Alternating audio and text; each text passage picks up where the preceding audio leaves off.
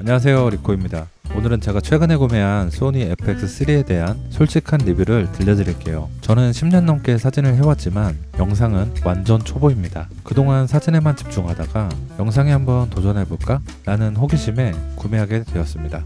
오늘 리뷰는 복잡한 스펙 분석이나 전문적인 관점이 아닌 영상 초보자가 느낀 솔직한 경험담을 들려드릴게요. 사진을 주로 찍던 사람이 시네마 카메라를 접했을 때 어떤 점이 좋고 어떤 점이 적응하기 어려웠는지 함께 이야기 나눠보겠습니다.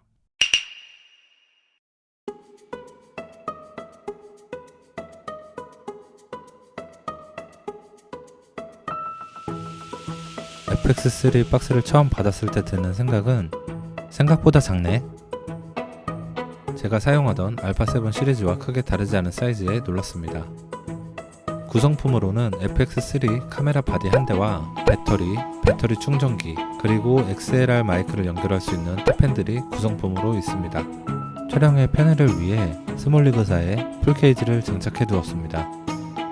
그리고 이건 이전 카메라에선 볼 수 없었던 쿨링팬입니다. 처음엔 팬 소리가 녹음되지 않을까 걱정했지만 실제로는 거의 들리지 않더라고요. 덕분에 장시간 고화질 촬영에도 바를 걱정이 없었습니다. 영상 초보인 제가 FX3에서 가장 감동받은 건 단연 오토포커스 성능입니다. 사진 촬영과 달리 영상은 지속적으로 움직이는 피사체를 추적해야 하잖아요. FX3의 실시간 눈 추적 AF는 정말 놀랍습니다. 제가 촬영한 샘플 영상을 보시면 제가 프레임 안에서 이리저리 움직여도 초점이 정확하게 눈을 따라가는 걸 확인할 수 있어요. 저조도 성능도 놀랍습니다. FX3는 듀얼 ISO를 지원한다고 합니다. 쉽게 말해서 필름 2개를 사용한다고 보시면 될 것 같습니다.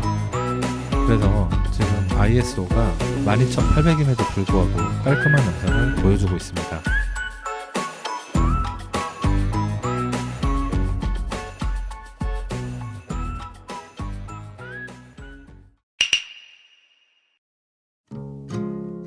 FX3로 촬영한 영상들을 몇 가지 보여드릴게요. 여행지에서 촬영한 풍경, 아직 편집 실력이 부족하지만 카메라 자체의 영상 품질은 정말 훌륭하다고 생각해요.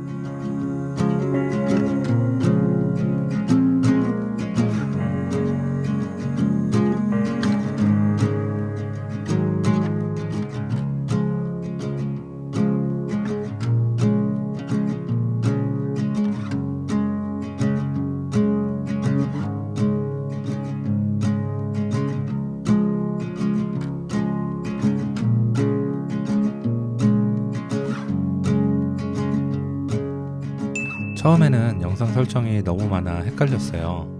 특히 S로고3, 시네 프로파일, 감마 설정 같은 개념들이 생소했죠. 그래서 처음 2주 동안은 그냥 표준 프로파일로 촬영하다가 유튜브 튜토리얼을 보면서 하나씩 배워나갔습니다. 제가 초보자로서 가장 유용하게 사용했던 설정은 바로 이것입니다. SNQ 모드의 120프레임 설정인데요.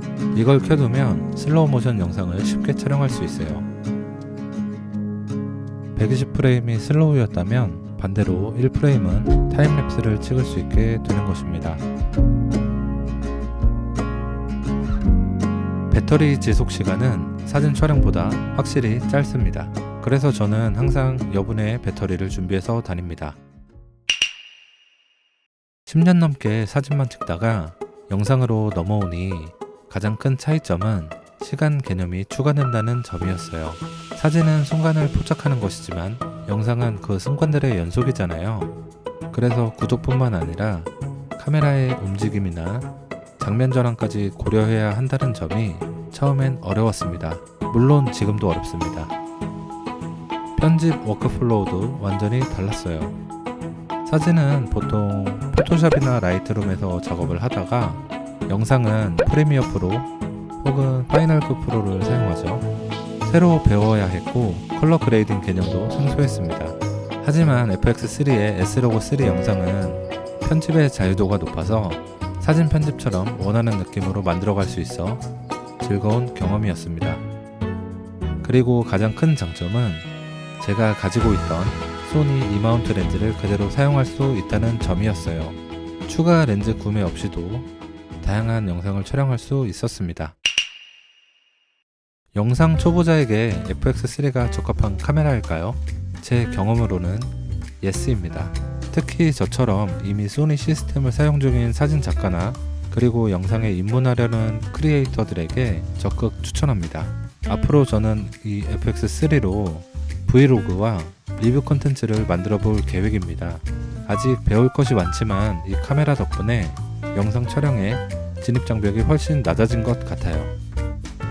오늘 솔직한 FX3 리뷰가 도움이 되셨으면 좋겠습니다. 질문 있으시면 댓글 남겨주시면 감사하겠습니다.